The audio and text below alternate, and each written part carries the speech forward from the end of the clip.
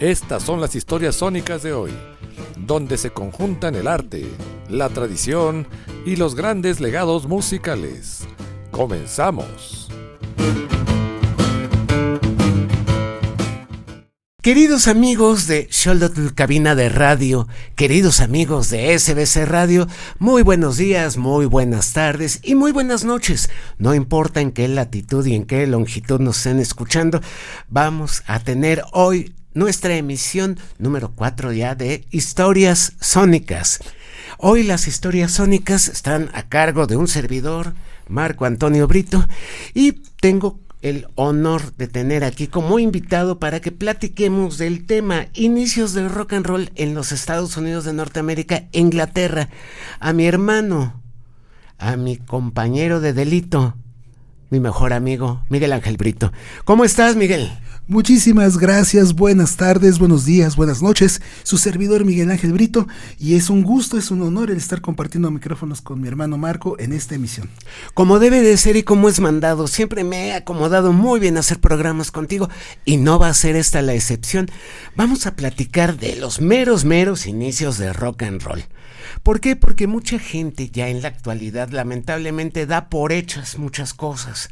Da por hecho que, bueno, la música que les gusta, sí tuvo un antecedente, pero ¿a quién le importa y todo? No, esto tiene que ver con una evolución musical que arranca a partir más o menos de la segunda década del siglo pasado, Miguel. Los años 20 también, pero los años 20 del siglo XX. ¿Qué te parece? Pues es una verdad muy grande y siempre es muy bueno conocer los orígenes de lo que nos gusta. Yo siempre he pensado que vale la pena el tener un antecedente siempre para poder comprender mejor las cosas. El gusto por el gusto es muy válido, pero también con un poquito ¿cómo les podría decir? De contexto. Claro, siempre debe. La historia es importante y por eso este programa se llama Historias Sónicas. Bueno, pues vamos a lo que nos truje. ¿Qué te parece, Miguel? Iniciamos. Vamos a iniciar. Muy bien, debemos de pensar de que el rock and roll y todo lo que vino después del rock and roll, bueno, tiene efectivamente un antecedente, un origen.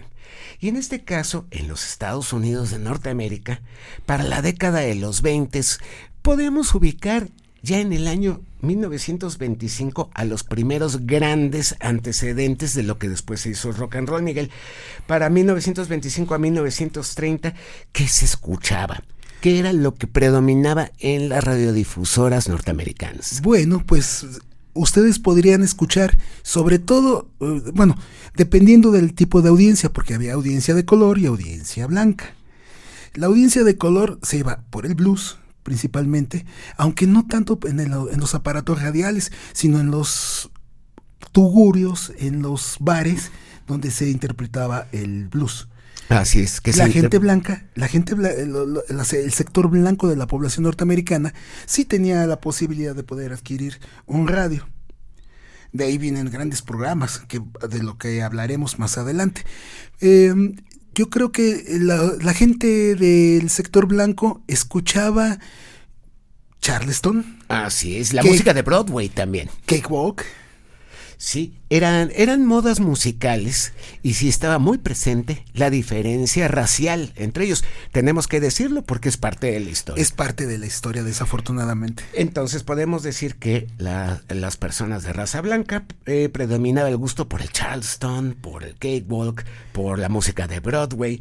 Mientras tanto, el público de raza de color tenía el jazz clásico o el blues. Los afroamericanos tenían una gran influencia de los ritmos que habían importado sus antepasados. Pues ya estamos hablando de cuarta, quinta generación de población de color en Estados Unidos, pero conservaban todavía ese ritmo, el ritmo que traían de sus países, de sus regiones de orígenes en África. Exactamente. Y todo eso sucedía a lo largo de 1925 a 1930. La radio estaba en pañales, apenas empezábamos a tener películas habladas. Y todo eso fue el vehículo también para que el público estuviera al tanto de las novedades musicales. Los verdaderos primeros videos musicales no fueron de MTV, no fueron en la década de los 60 ni en los 50. Los primeros videos vinieron precisamente de la sincronización del sonido, haciendo algunas prevideos musicales.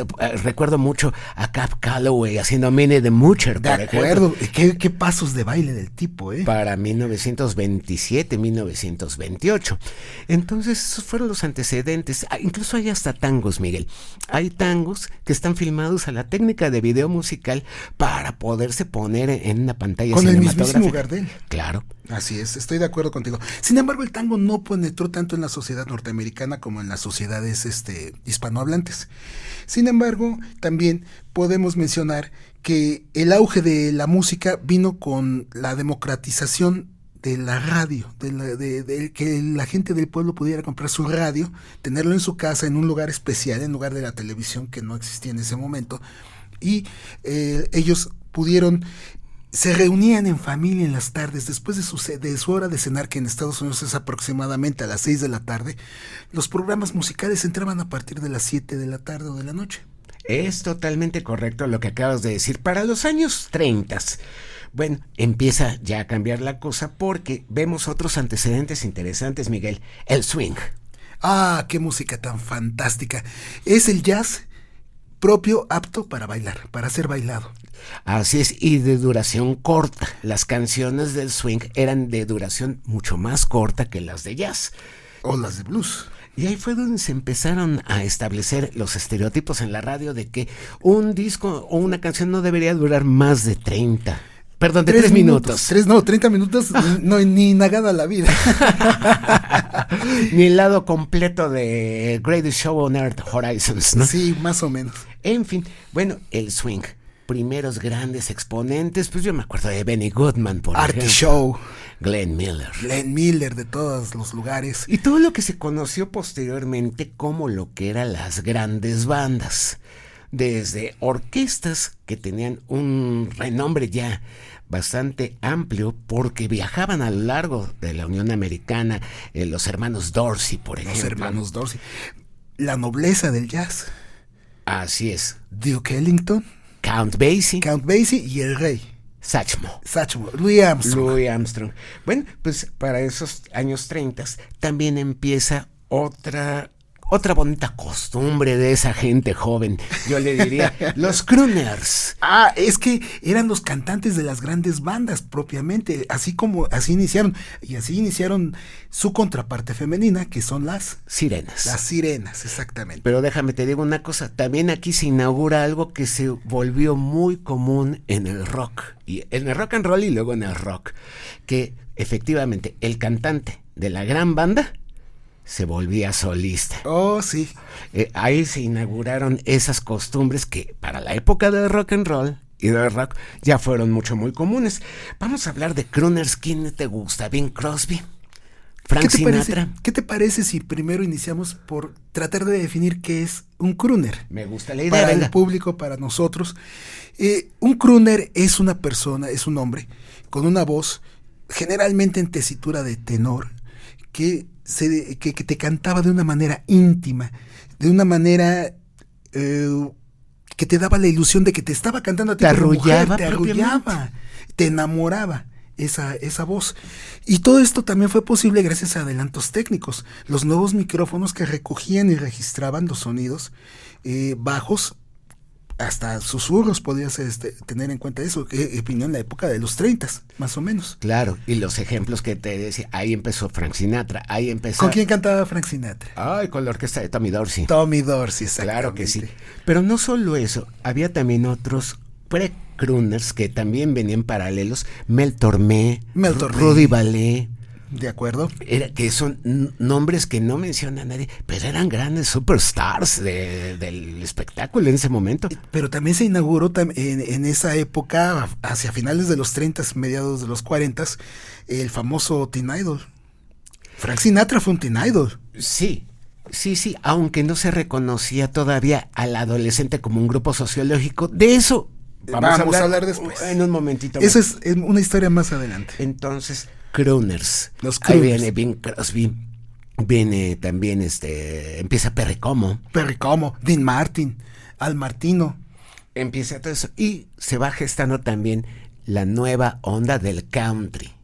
Porque la música country de suyo tiene una historia rica y abundante, pero el country empieza ya a tener otros medios con la radio y se empiezan a establecer ya algunos grupos. Voy a hacer una precisión. Realmente el country como tal empieza hasta los 50. La música campirana de esa época era el hillbilly. Así es. En los 20, en los 30, parte de los 40 era la música llamada hillbilly. ¿Por qué se llamaba hillbilly? Porque era la música de los habitantes de las montañas del sur, de los estados del sur de Estados Unidos. Esa era la música de las colinas, de las montañas. Incluso se llegó a utilizar hasta un poquito en forma despectiva, ¿verdad? En la actualidad es despectivo, es peyorativo el llamar a alguien que es un hillbilly o como un redneck. Exactamente. Ahora, para los años 40, bueno, es la época de la guerra, por lo tanto hay mucha música patriótica. Oh, sí, claro. Está el God Bless America, está el Star Spangled Banner. Pero el mismo swing, la patrulla americana, American Patrol. Exactamente, con Glenn Miller. Bueno, y el jazz empieza a derivar, ya no al jazz clásico, al emparentado con las grandes bandas, se va hacia una corriente de vanguardia en ese entonces, liderada por gente como Charlie Parker, como Dizzy Gillespie, que era el bebop. El bebop, música para músicos. Se le llamaba. El jazz empieza ya también a desarrollarse junto con el boogie boogie, que era la contraparte de la corriente. Era lo que se tocaba en Chicago, el boogie boogie. Exactamente. Prácticamente. Es que, queridos amigos, queremos mencionarles. Había 3 focos principales en Estados Unidos en cuanto a música de raíces afroamericanas. Chicago, San Luis y Kansas City. Así es. Eran 3 lugares focales aparte de Nueva Orleans, porque no nada más en Nueva Orleans se desarrolló el jazz, el Dixie, esa corriente bonita donde entran varios instrumentos tocando su parte y se armonizan juntas y resulta una pieza fantástica. Exacto. Y todavía tampoco Nueva York era una ciudad que atrajera muchas corrientes musicales, se quedaban mucho en lo estándar. Ahí empiezan las canciones estándar. Las canciones estándar. Bueno, pues entonces ya tenemos al swing que se consolida, al boogie boogie con esas líneas de piano que presagian al rock and roll. ¿Sabes por qué? Con la mano izquierda, el boogie boogie llevaba la línea de bajo. Claro. Y hay una pieza musical que se llama Chicago Stomp. Queridos amigos, búsquenla por favor en YouTube. Ahí se van a dar cuenta claramente cómo la mano izquierda lleva el bajo y esa línea de bajo es la que se importa directamente a lo que es el rock and roll. Es total y completamente correcto. Esto pues con la música también de Frank Sinatra, de Perry Como, pero ahí empiezan a sonar otros nombres. Ella Mae Morse. Empieza Doris Day, empieza Jane Froman. Estás hablando de las sirenas. Las famosas sirenas. Bueno, entonces hagamos una especie como de recap desde los años 1925 hasta previo justamente 1946, 47, en donde vemos que los géneros musicales que originaron el rock and roll fueron el swing, la gran música de las grandes bandas, el western swing, ese swing que se interpretaba y se bailaba, porque se bailaba también en Texas principalmente.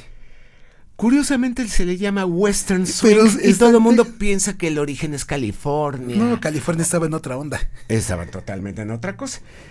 Pero también ese swing se tocaba con guitarras, violines, con trabajo. Ajá. Y era muy rítmico, presagiaba rock and roll, la música de las grandes bandas, los crooners o cantantes masculinos. Los cantantes masculinos. Sirens, sirenas, cantantes femeninas, Peggy Lee. Annie O'Day.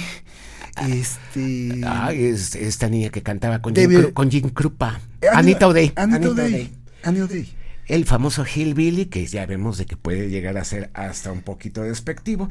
También hay una línea tranquila de música campirana que se llama Bluegrass, Miguel. Sí, claro. Tuvo su origen en la región de los Montes Apalaches, principalmente en el estado de Kentucky. Ahí donde es el pollito. Y que es muy sabroso, por cierto. Es muy, muy sabroso, por cierto. En esta zona de Kentucky, los colonos ingleses que llegaron a habitar esta región encontraron en sus campos, vírgenes totalmente, una flor y una hierba de color azul. La flor es la poa y la hierba por consecuencias también se llama así.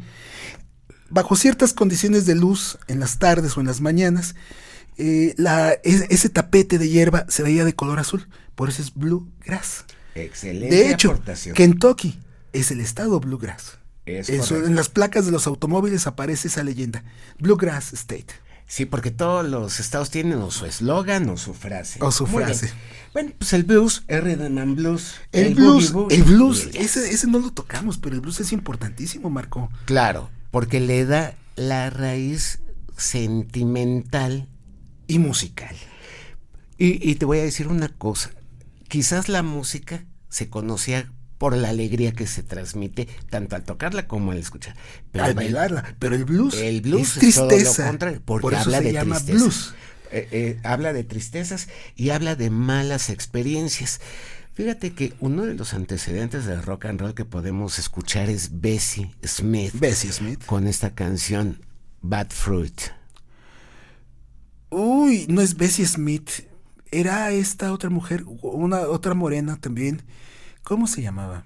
Billie Holiday, me vas a decir, no, era Bessie Strange Fruit. Strange Fruit, exactamente, era de la canción. Era de Bessie Smith y es precisamente ese sentimiento pre-rock and rollero en la década de los 30 o 40. Las tristezas de la población afroamericana que en ese momento eran muchas, la verdad. Bueno, pero no vamos a hablar de tristezas. Mejor te voy a hacer una pregunta y dame tu opinión verdadera. ¿Cuál fue el primer rock and roll de la historia? Cronológicamente. Cronológicamente, pues mira, tenemos un antecedente ya de una canción que se llama Rockin' Rollin' Mama, sí, de Buddy Jones. Buddy Jones. Del año de 1936. Ya traía las raíces también del rock and roll. Pues ya traía el nombre. O sea, Rockin' Rollin' Mama. Es que hay que recordar también, y hacérselo notar a nuestros escuchas, hermano, que el término rock and roll proviene de un slang negro. ¿Sí? Es sí. una de sus dialectos, de su forma de hablar coloquial. Su slang, su caló. Ese es su caló, el slang. Y rock and roll significaba muchas cosas. Muchas cosas. Entre ellas tener sexo, entre ellas tener ritmo, entre ellas hacer cositas. Todo venía incluido en ello. Exacto. Entonces, sí podemos pensar que el término rock and roll no lo acuñó ¿cómo se llama? Alan Freed, no. Alan Freed. Ese término de rock and roll venía desde los 30, desde sí, los pero 20. ese que lo patentó. Ese que ganó con él, sí, podríamos decir. Ese que ganó algo de dinero con él y con la payola. También platicaremos de eso posteriormente. Pero ya había una canción Rockin' Rollin' Mama de Buddy Jones, que aparte de todo es buenísima, búsquenla. Pero tenemos otros candidatos que se pueden ubicar ya avanzada la década de los 40. Miguel, ¿cuál es el primero que tienes por ahí? Good Rockin' Tonight, de Roy Brown. Me encanta Roy Brown, ¿eh?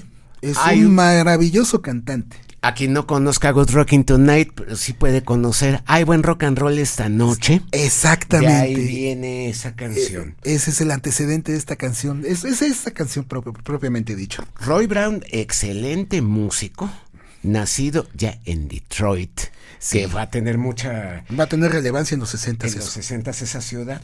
Pero aquí se topó con que Wynonie Harris hace una versión de Good Rockin' Tonight y empieza a vender discos como loco. Sí. Entonces, esto provoca problemas con Roy Brown y con Wynonie Harris, los cuales mantuvieron un pique hasta el día de su muerte. Podemos decir que fue una enemistad casi declarada, ¿eh? Sí, porque él alegó siempre que le había robado ese gran éxito. Esto en 1947, 1948 nos trae al Wild Bill Moore con una canción que se llama Rock and Roll. Así ya, derechito. A ver, espérame, es que a mí me dijeron toda la vida que rock and roll empezó con Bill Haley. No es cierto. Les estamos platicando exactamente cómo empezaron todas estas cosas. Bueno, todas estas canciones sobra que se las recomiende porque todas son buenísimas. No, y sí hay que recomendárselas a nuestro público. Todo este material lo pueden encontrar en YouTube sin ningún problema. Sí, eso, si no les armo a quien nos deje un comentario. También. Le armo el Un playlist. de todo esto, ya lo tengo listo. Muy bien. Entonces ya tenemos a Rockin' Rollin' Mama y ya tenemos a Good Rockin' Tonight. Y Rock and Roll con Wild Pues Bill entonces Moore. ya se habla de rock. Tan temprano como 1936 hasta el 48. Ya en 1951 viene la que es reconocida por muchas personas como efectivamente el primer rock and roll de la historia, que es Rocket 88. Rocket 88, con Jackie Brenston, saxofonista y cantante de color. Así es, ¿sabes quién tocaba la guitarra con Claro, ellos? era Ike Turner en su adolescencia y primera juventud, y el grupo se llamaba The Kings of Rhythm, los reyes del ritmo. Exactamente, Jackie Brenston. ¿A qué se refería con Rocket 88?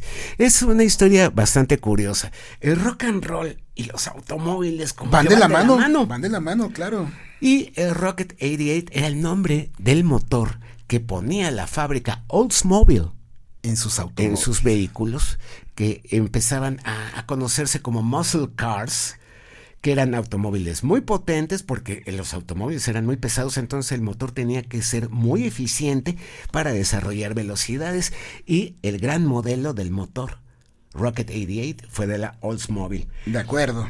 Ahí está Jackie Brenston también, y ya nos estamos acercando a los meros inicios como todo el mundo los conoce.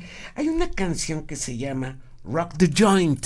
Yo la he escuchado en 3 o 4 versiones diferentes y las 3 o 4 versiones son buenísimas. Claro, la original, la mera, es de un tal Jimmy Preston. Uh-huh. Y él la grabó en 1946, pero la versión que da origen al cuño del término rock and roll ya establecido, Rock the Joint, con Bill Haley, no con sus cometas, Con los Saddlemen. con los Saddlemen, porque la gente debe de saber que Bill Haley, que fue uno de los abuelos del rock, yo diría, Es el abuelo del rock para mí.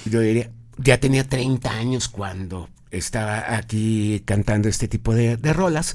Bueno, Rock the Joint fue una canción que tuvo 3 anécdotas fantásticas. Efectivamente, los Saddlemen se fueron todos, lo abandonaron un día y tuvo que reclutar. No, pero Se quedó con él Johnny Grant. Pero Rick Cedrone también. A él, eso, bueno, es una historia un poquito larga, pero Rick Cedrone se integra después. La cosa está que ahí viene el solo de guitarra. Exactamente. De Rock Around the Clock. Ese solo de guitarra que todos recordamos de Rock Around the Clock nació en esta canción, en Rock the Joint. De 1952. 3 años antes. Entonces, ¿cuál fue el primer rock and roll de la historia? Ay, Todos estos. todos estos. Una cosa para hacer notar a nuestra audiencia.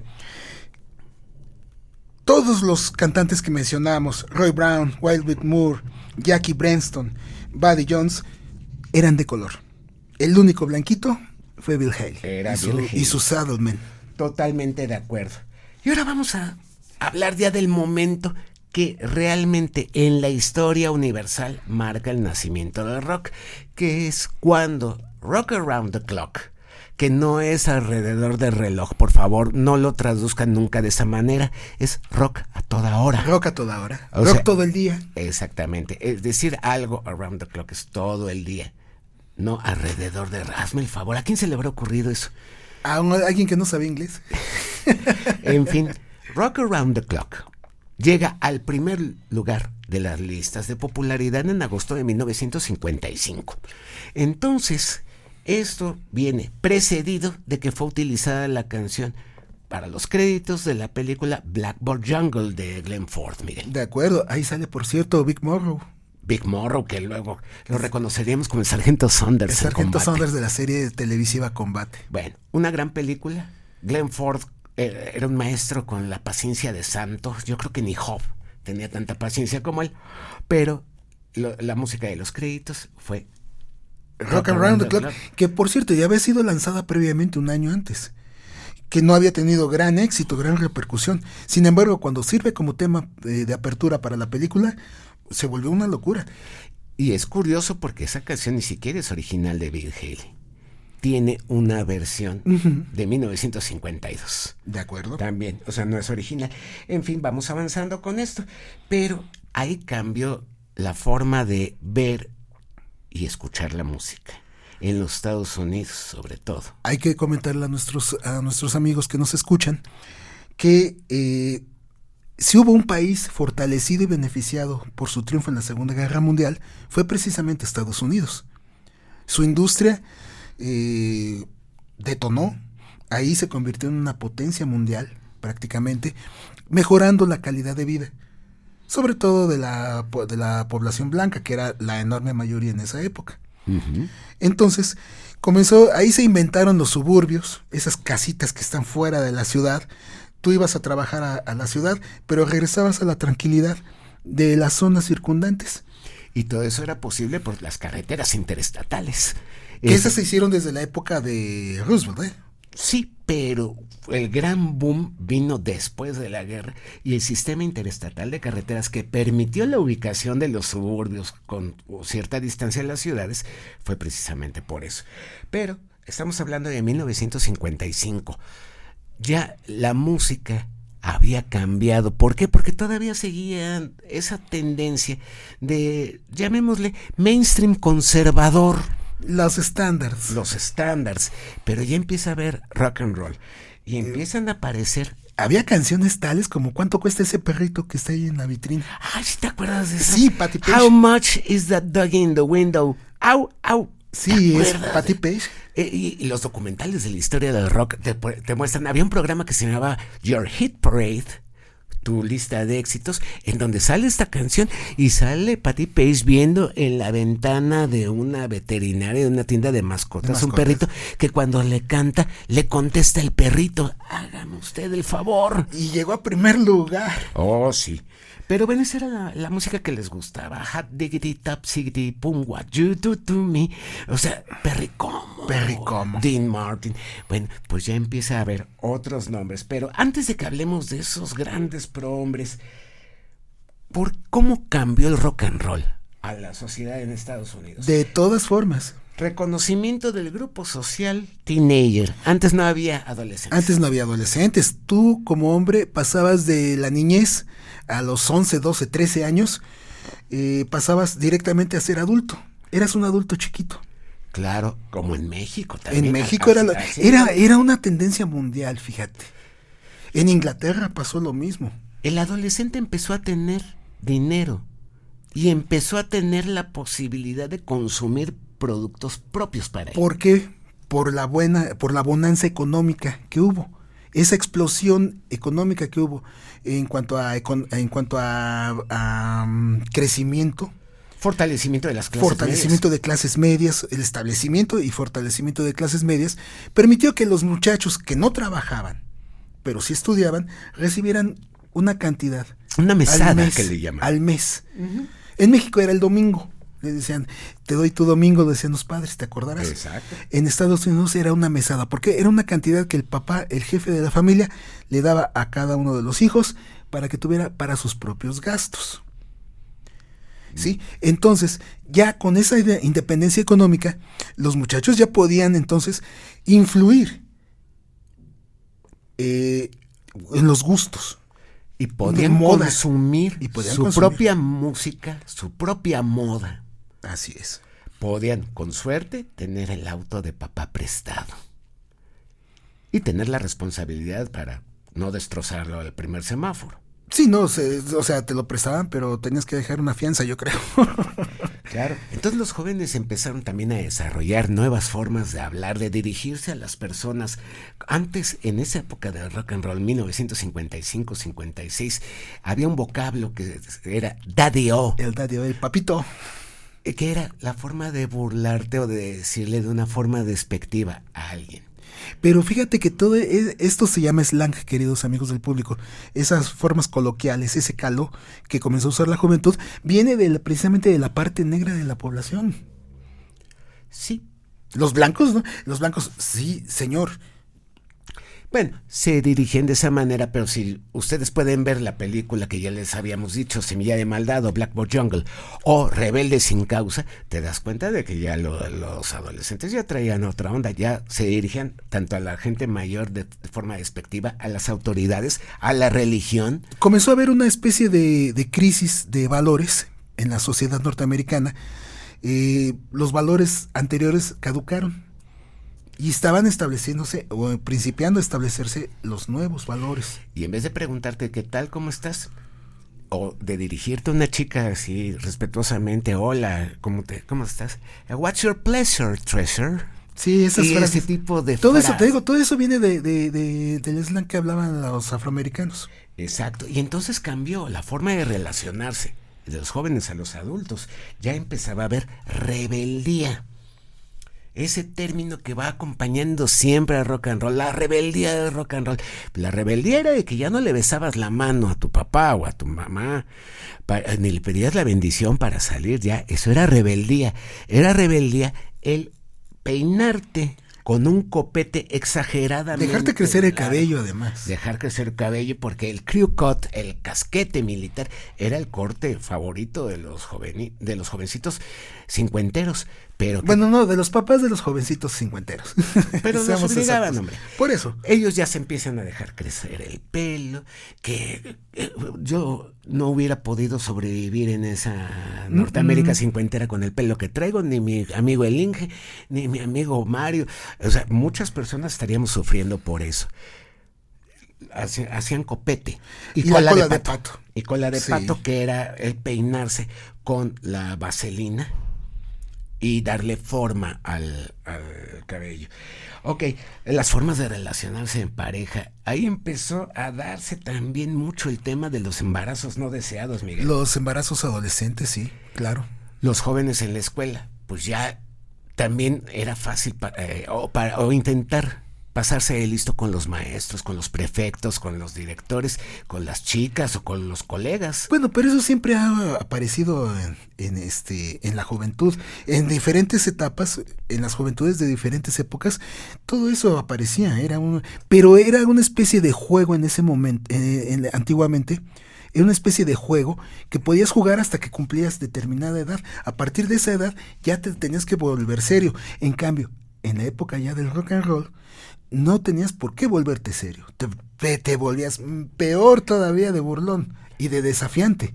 Exacto. Todo ello traía como consecuencia delincuencia juvenil, Sí. el rechazo a la generación adulta y a sus valores. Porque ya estaban caducos, ya no llenaban las expectativas de la juventud. Yo iba a mencionar algo que me parecía importante. El rock and roll no tuvo la culpa de esto. Esto es consecuencia de una evolución de la sociedad.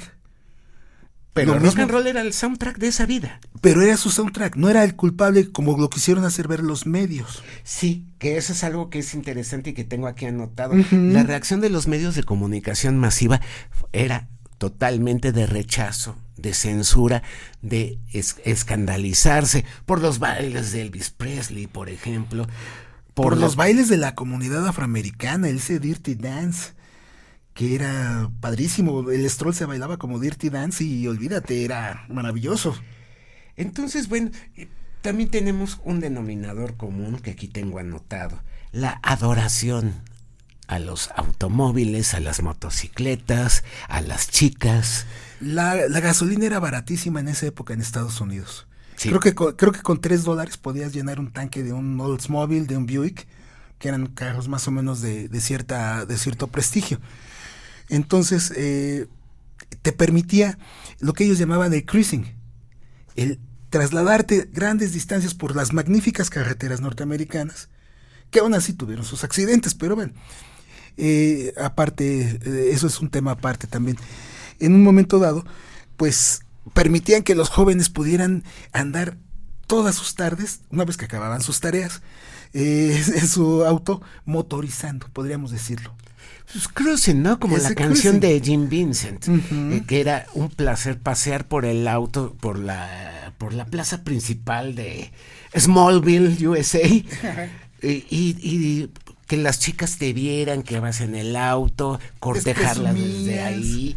Y de ahí pues las invitabas a que subieran amablemente al auto a tomar una nieve, una malteada, una hamburguesa.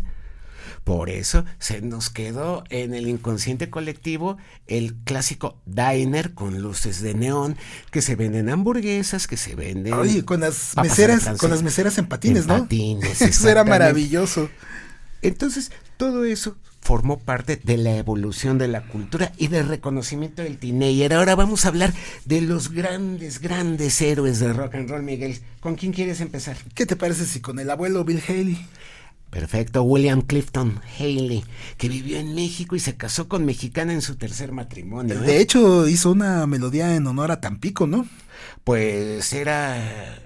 Bueno, tenía varios, el Florida Twist, en el disco de Twist que grabó aquí en México Bill Haley, ahí tiene el Tampico, tiene el Florida Twist, el Actopan Twist, y una canción que escribió junto con Toño de la Villa, legendario el cantante de Los Locos del Ritmo. Le escribió junto con él y la canción se llamaba, ahorita te digo, el Twist español. El Twist español, de acuerdo, porque era de ascendencia española, Toñito de la Villa.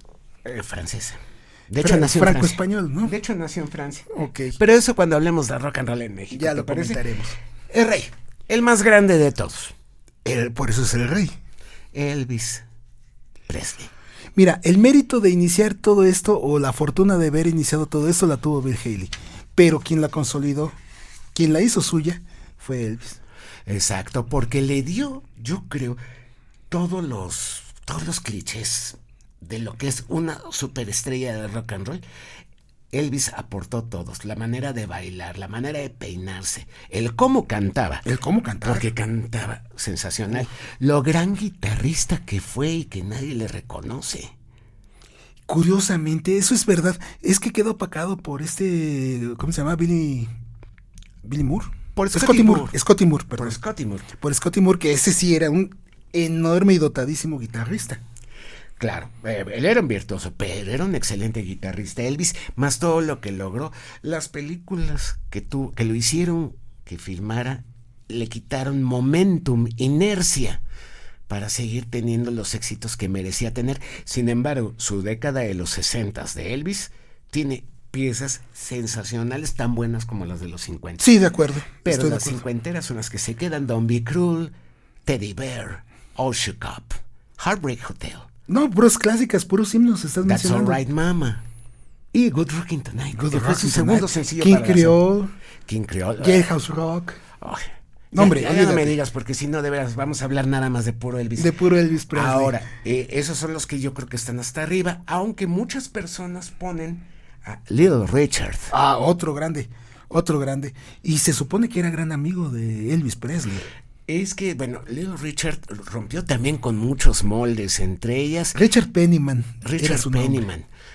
Nacido en Macon, Georgia, bueno, pues era abiertamente y francamente homosexual. Sí, y además era de color. Entonces las ligó todas, porque aparte de todo, era estridente. Dime si, por ejemplo, para la radio norteamericana de mediados de los 50, de repente escuchas un bam boom. Ajá, claro. O sea, escuchas eso y tú dices, ¿qué está pasando? Se descompuso la radio, ¿no? Y escuchas los aullidos. Los alaridos de gran... pero era un grande, ¿eh? Y compuso clásicas como esta Tutti Frutti, como Long Tall Sally, como Lucille. Dizzy Miss Lizzy. No, ese es de... Bueno, de Larry Williams. Exactamente. Bueno, Little Richard, figurón. Otro grande de color. Chuck Berry. Charles Edward Berry, nacido en San Luis, Missouri. En 1927, bueno, pues fue el gran arquitecto del rock and roll como lo conocemos. ¿Por qué? Porque sus canciones, Sweet Little 16, sus canciones...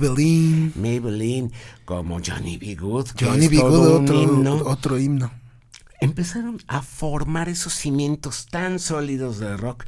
Y junto con ellos, Fats Domino, que venía de New Orleans. Antoine Domino. Así es. Ain't That a Shame, una de esos Blueberry Hill. My Girl Josephine. I Wanna Walk You Home. Oh, es una maravilla de canción. Jerry Lee Lewis. Otro grande. ¿Cómo era? El Killer. The Killer. El asesino. Jerry Lee Lewis. Jim Vincent, este es uno de mis favoritos. Pero el gato salvaje de Virginia. Pero sobre todo por su guitarrista. Cliff Gallup. Por Cliff Gallup. Claro. Es enseñarte a tocar rockabilly, realmente lo que es el verdadero rockabilly. Hay que escuchar. Pero Jim Vincent, maravilloso. Su Viva Polula siempre será el himno eterno. To the Bob también tiene una buenísima esa de la que cantaban los sonámbulos. Blue Jean Bob. Blue Jean Bob. Maravillosa. El gato salvaje de Virginia. La película The Girl Can't Help It, porque ahí sale Little Richard, ahí sale Jim Vincent con sus blue caps. Y también sale Eddie Cochran. Eddie Cochran. Que es otra maravilla. Una leyenda. Sobre todo porque era el tipo gandalla. A la hora de tener una guitarra, voltear a ver a la chica, cerrarle el ojo. Y quitársela al tipo que la llevaba al baile. No importaba. No importaba. Fuera. No, hacía. Porque Eddie Cochran era capaz de eso y más. Edward Ray Cochran. Fallecido lamentablemente en abril de 1960. Un Viernes Santo. En un accidente que involucró también a Jim Vincent, allá en Inglaterra. Así es.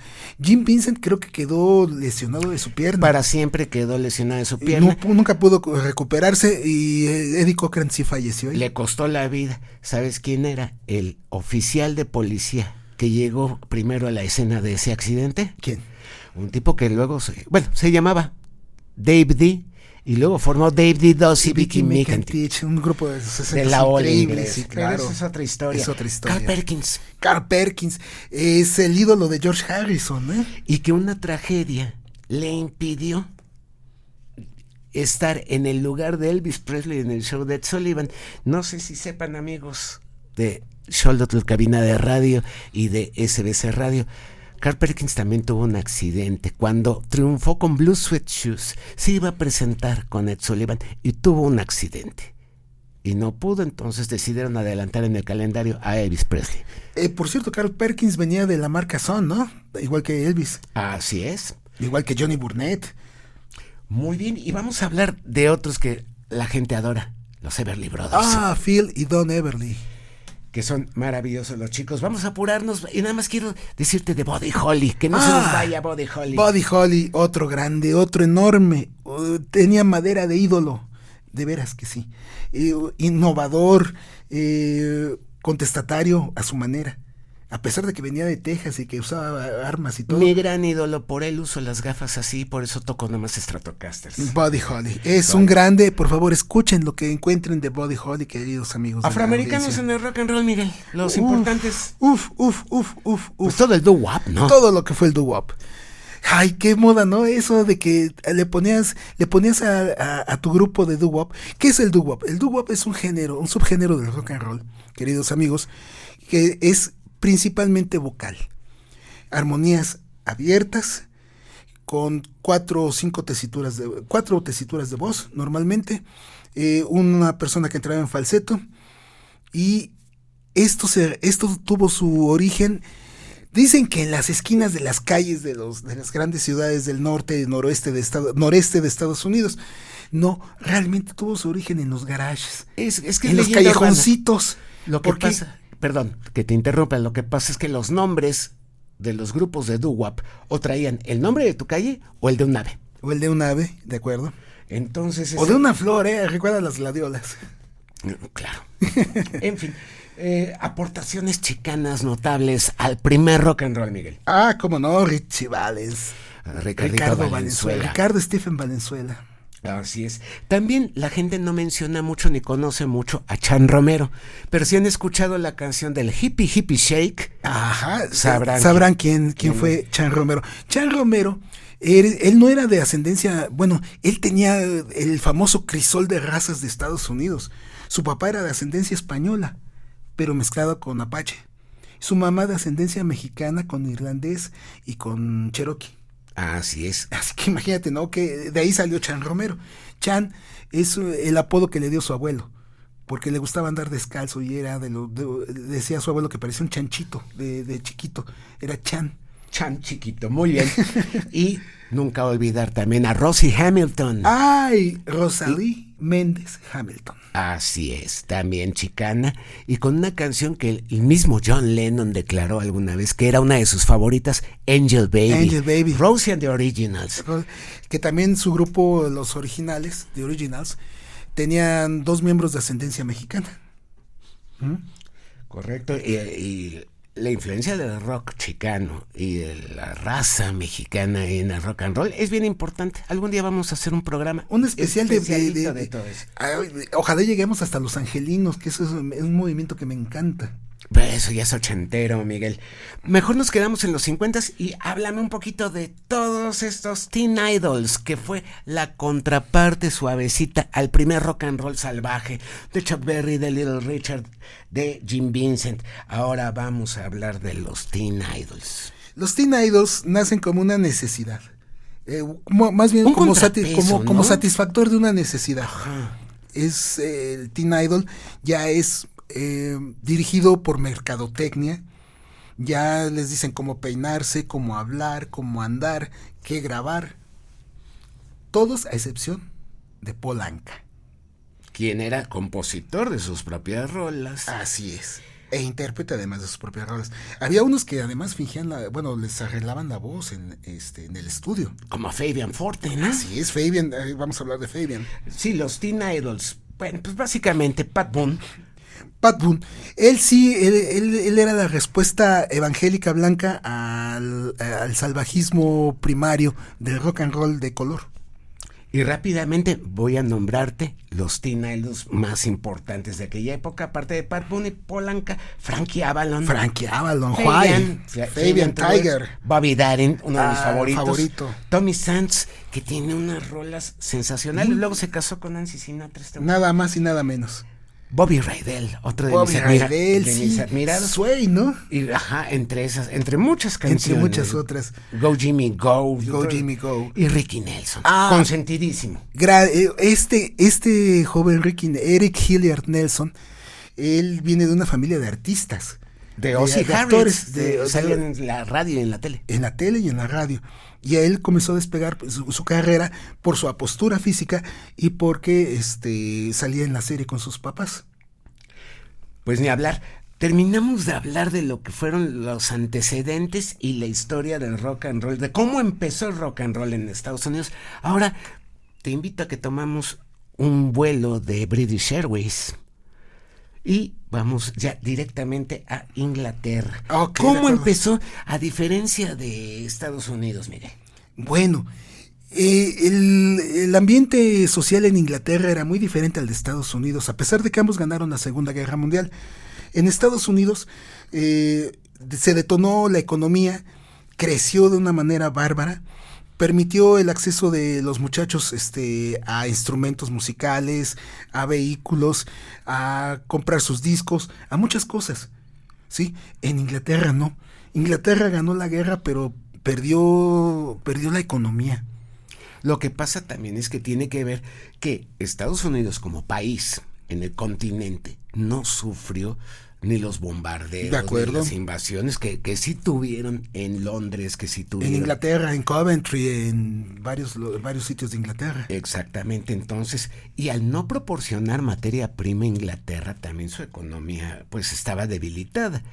Por eso incluso en México tuvimos el milagro mexicano, porque suministramos bastante. Sí, fue el principio del milagro mexicano. Exacto, pero en Inglaterra la cosa estaba del cocol y realmente antecedentes musicales importantes que detonaran el gusto juvenil, pues yo no me encontré muchos. Salvo, fíjate que cuando terminó la Segunda Guerra Mundial, el intercambio comercial que había entre Inglaterra y Estados Unidos permitió que muchos marineros llegaran a Liverpool.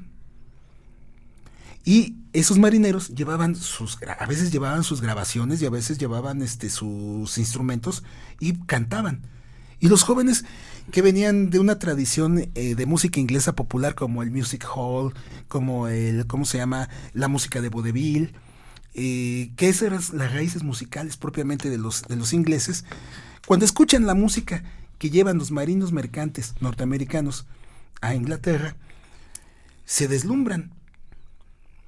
Y llega, curiosamente, en esa época, una música que fue muy popular en la década de los 20 en Estados Unidos, entre las clases bajas afroamericanas. El skiffle. El llamado skiffle. Que es el primer gran antecedente del rock and roll en Inglaterra. Esos marinos, ¿te acuerdas cómo se llamaban? Los Cunard Yanks. Los Cunard Yanks, porque la línea era Cunard Line, la línea de barcos mercantes. Y Yanks era genérico para referirse a los norteamericanos. En fin, el skiffle.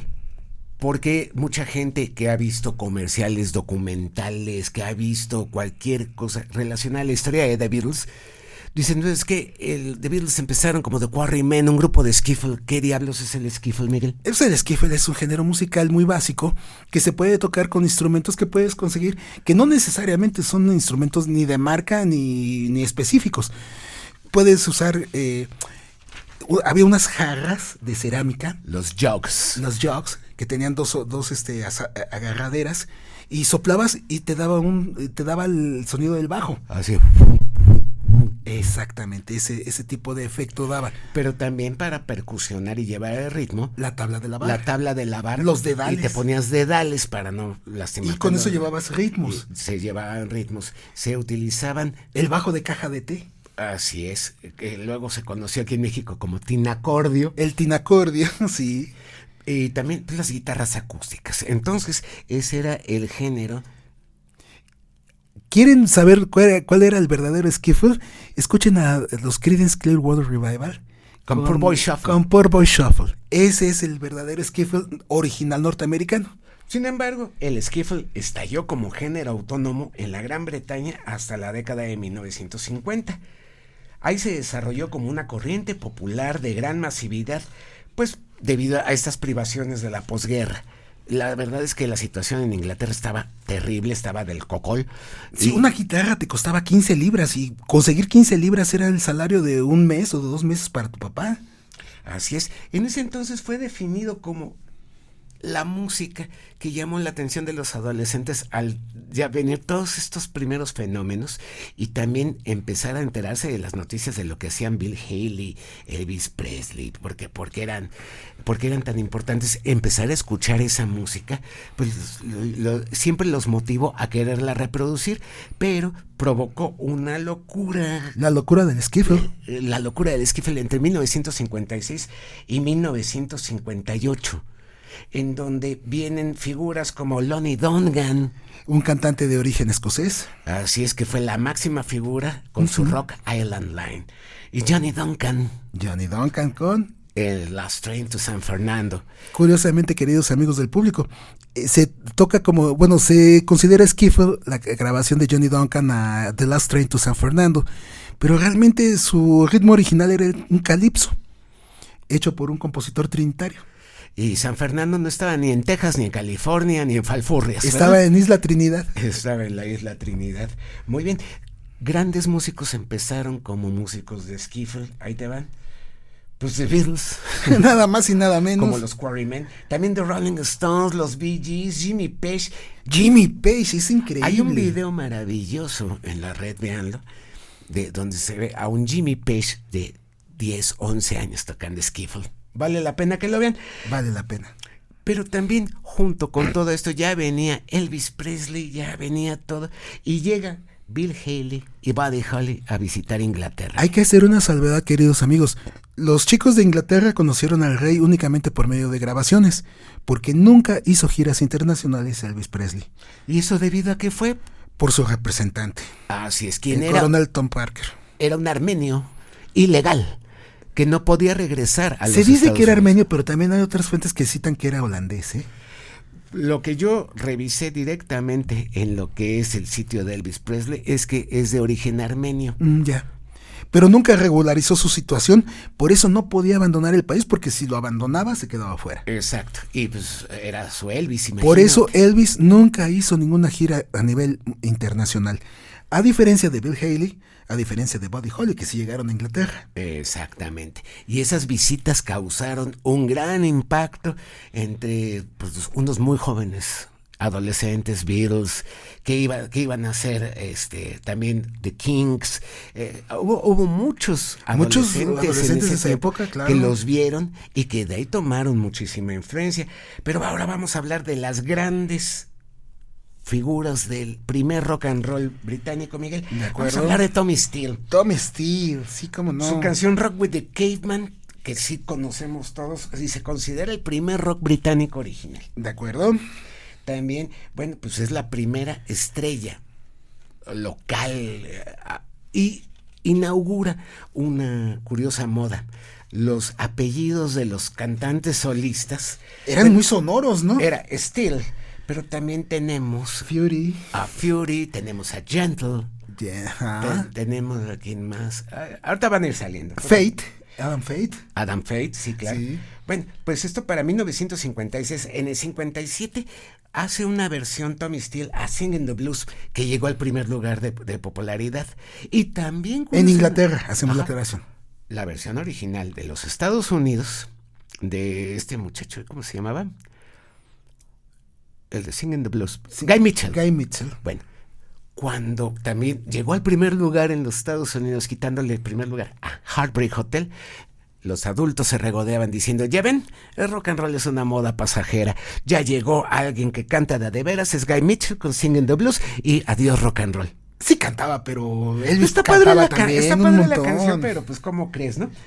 Bueno, para 1957 también ya empiezan otras personas como Terry Dean con canciones como Start Moving y A White Sport Coat, que es el cover de Marty Robbins.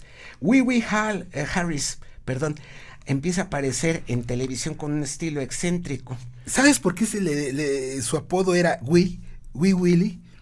Porque era chaparrito, medía unos 57 el tipo. Pero era estridente a más no poder. Sí, dicen que se pintaba el cabello de colores, que usaba corbatas de moño enormes, llenas de lunares de color también, con sacos amplísimos, pantalones de tubo. O sea, era todo un performer, era un antecedente del performer. De hecho, se le considera así junto con Lord Sutch. Pero Lord Sutch ya va para... No, Lord Sutch era más oscuro, era más otra cosa. Pero ya llegaremos a todos esos tiempos. Para 1958 surgen las primeras grandes superestrellas del rock and roll, que es Cliff Richard and the Drifters, luego The Shadows. Así es. Pero también está Marty Wilde, otro grande, con un cover de Endless Sleep, una canción de Jody Sands de 1958. Billy Fury empieza a grabar también. Johnny Gentle igual, pero ya hay programas de televisión dedicados al rock and roll. Y está el famoso Oh Boy, tomado de la canción de Buddy Holly. Para 1959, bueno, Cliff Richard ya se empieza a consolidar con Living Loving Doll.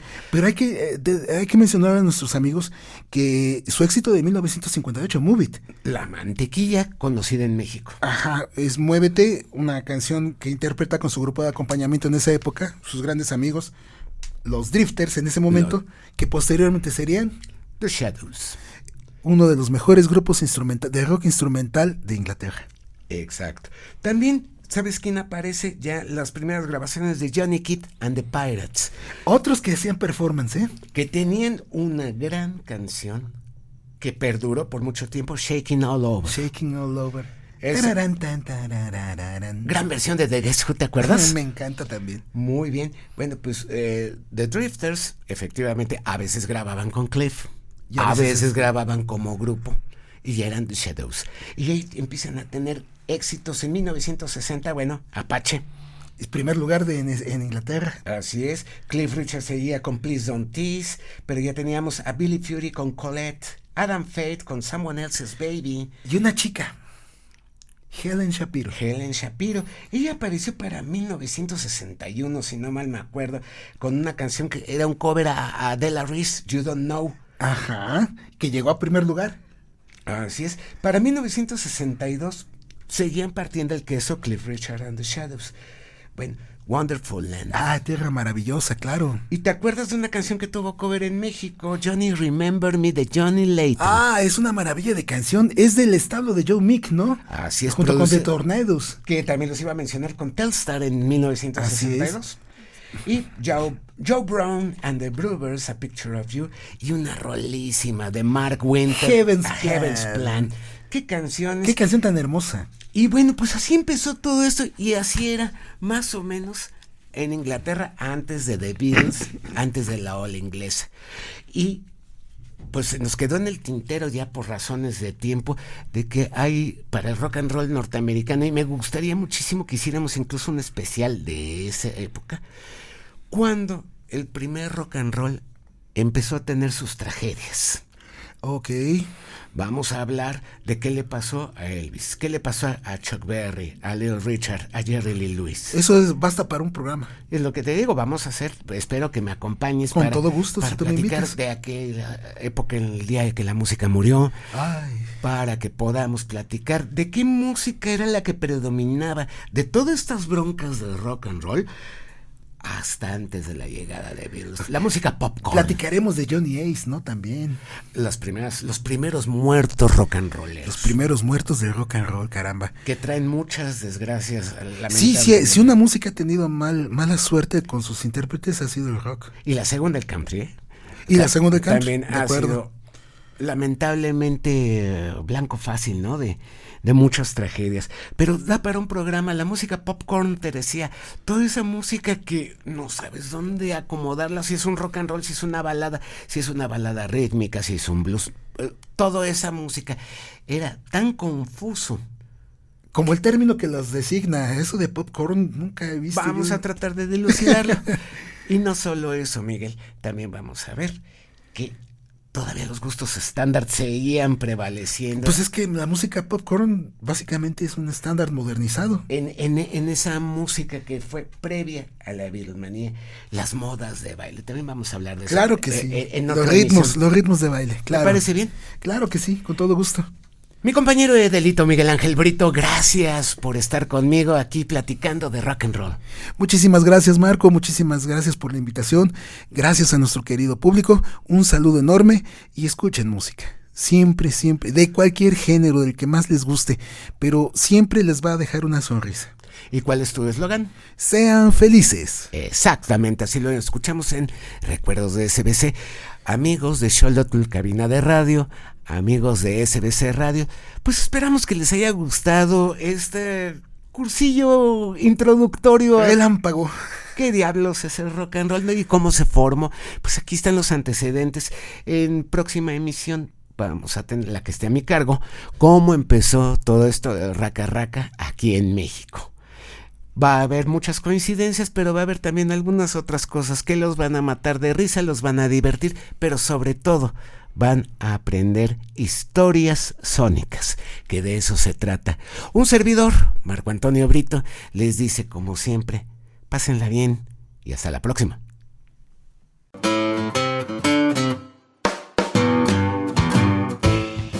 Estas fueron las historias sónicas del día de hoy. La próxima semana volveremos con más. No lo olvides, te esperamos.